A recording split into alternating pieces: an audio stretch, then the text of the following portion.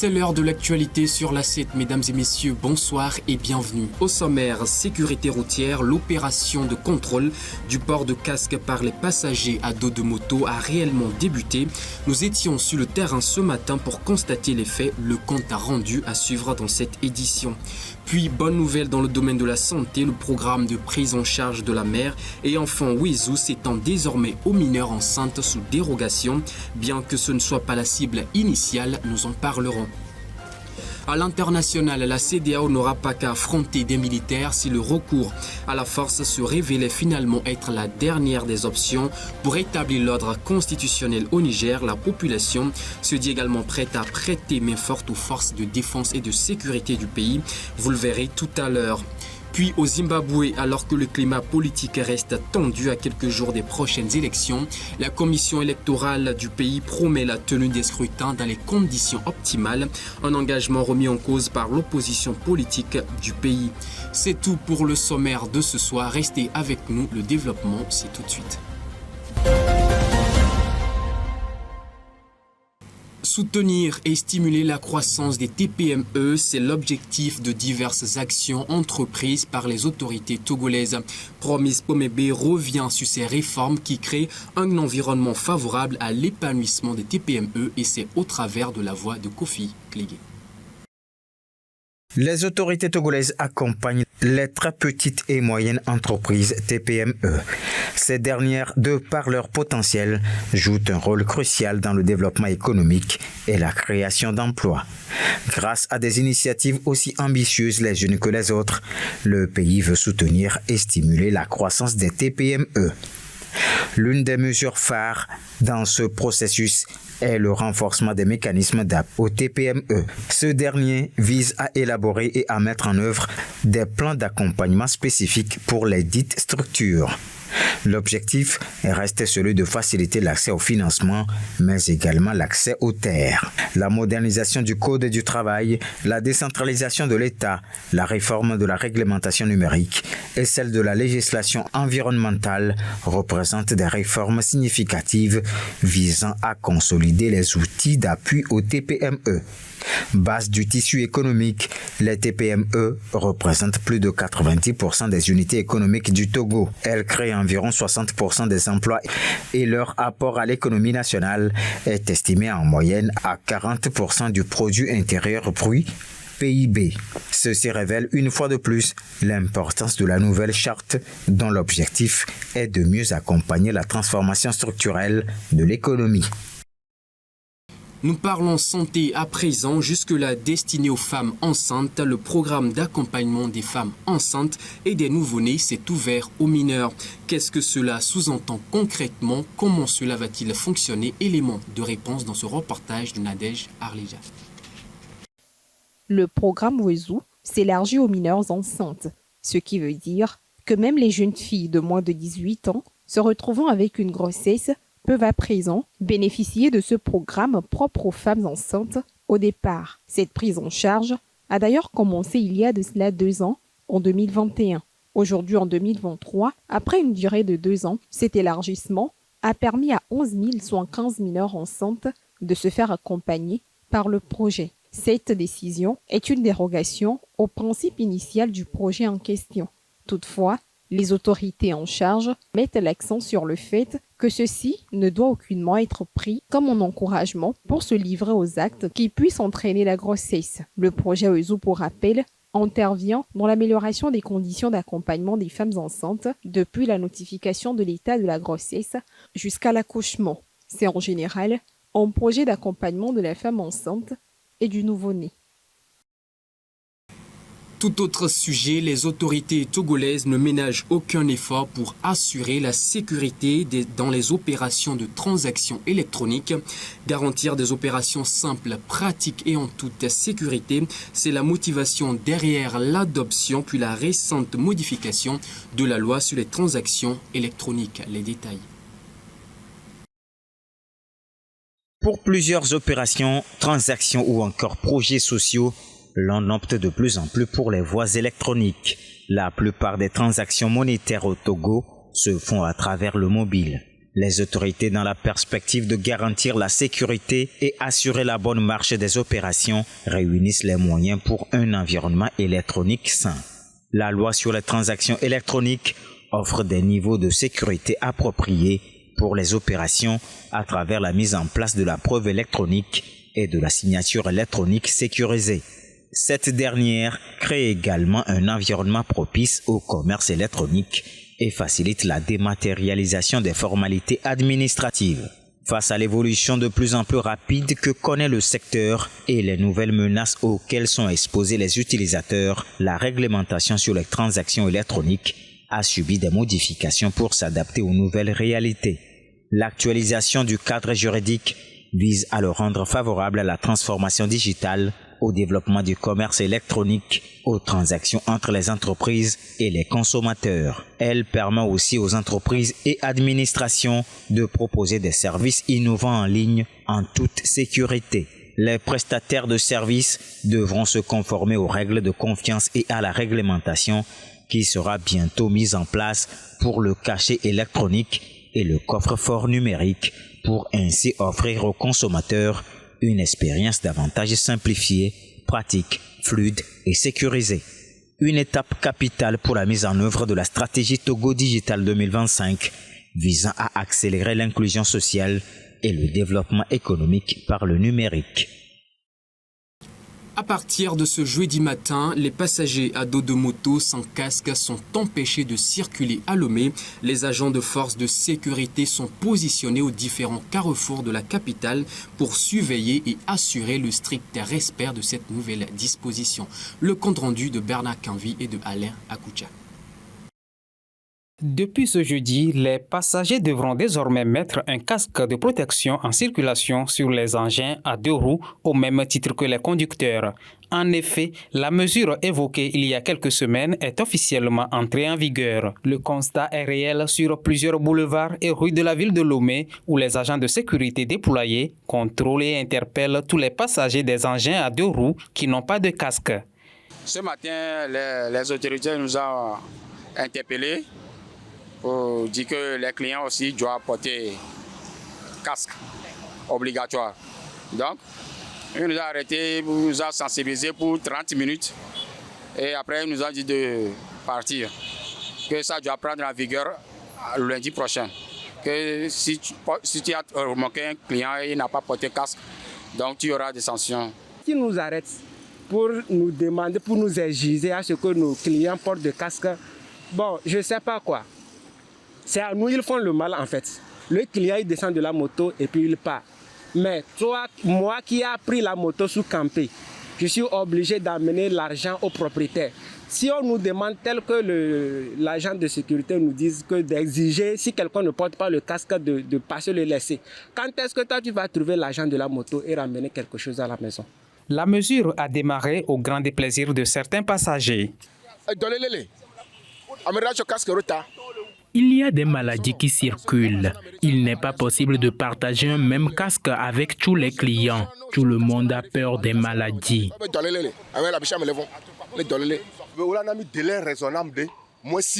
Normalement, ils doivent nous donner un délai de 6 mois au moins pour la sensibilisation avant d'agir. Je n'ai pas de moyens de déplacement. À cause de ce problème de casque, les conducteurs de taxi-moto refusent de me prendre. Je vais à Adido Gomé. J'ai parcouru plus de 4 km à pied. C'est pas bien. 4 km à Adido Gomolo. Pour l'heure, l'accent est mis sur la sensibilisation. Puis viendra le moment des sanctions. Rappelons que cette mesure vise à protéger l'intégrité physique des passagers et à réduire les risques d'accidents graves du fait du défaut de casque. Nouveau message de la part du ministère de l'Enseignement primaire, secondaire, technique et de l'artisanat à l'endroit des imprimeurs et éditeurs. Ce dernier concerne les couvertures des supports de notes qui devront désormais porter des symboles républicains. De l'uniformisation des bâtiments et tenues scolaires, ça tombe sur les fournitures. Imprimeurs et éditeurs devront désormais se tâcher à ce que les cahiers et supports de notes n'aient que des couvertures qui reflètent des symboles chers au pays. C'est la nouvelle réforme qu'introduit le ministre de l'Enseignement primaire, secondaire, technique et de l'artisanat. Autrement dit, les apprenants utiliseront désormais des supports de notes avec des couvertures illustrant les différents symboles et valeurs républicaines. Par symbole républicain sont désignés entre autres le drapeau, la devise et l'hymne national. Le décideur, pour ce faire, a pris ses dispositions.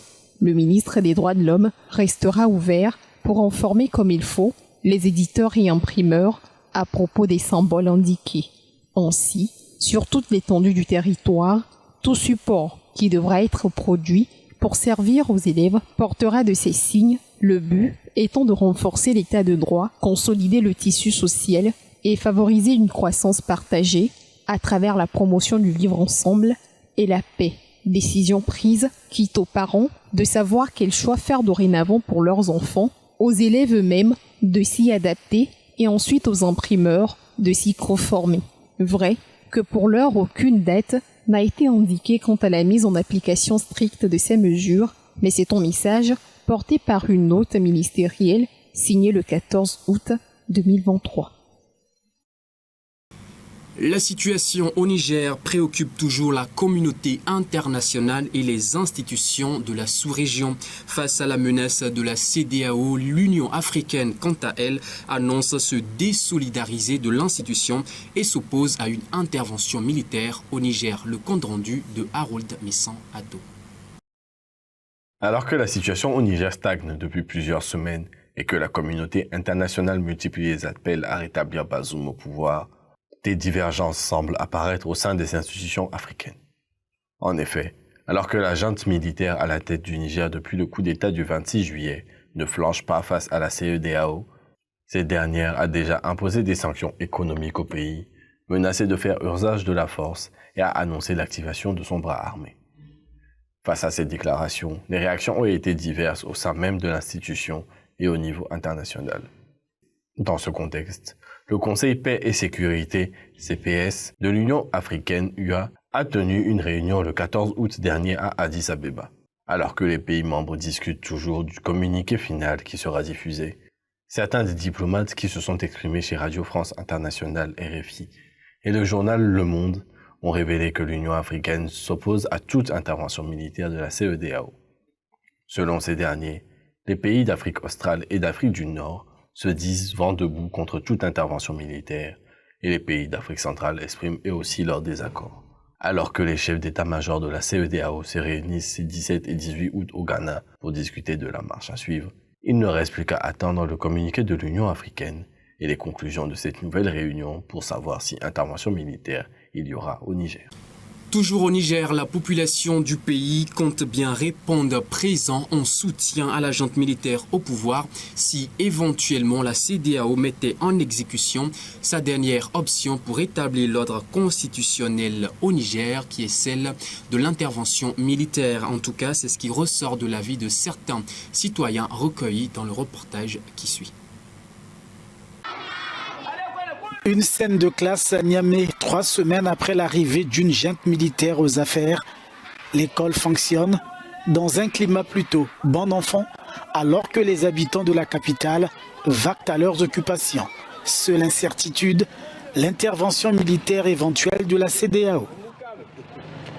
La CEDEAO, on n'en a rien à foutre. La CEDEAO est taillée sur mesure pour les présidents qui sont là. On n'en a pas besoin. Que la CEDEAO intervienne ou pas, le Niger est prêt à tout. On est prêt.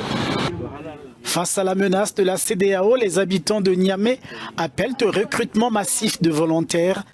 Des dizaines de milliers d'hommes qui apporteraient un soutien multiforme à l'armée. L'initiative semble faire recette. Mes enfants et moi aimons ces soldats. Et j'invite les jeunes à rejoindre l'armée pour développer notre pays et nos villages. Je bénis ces soldats.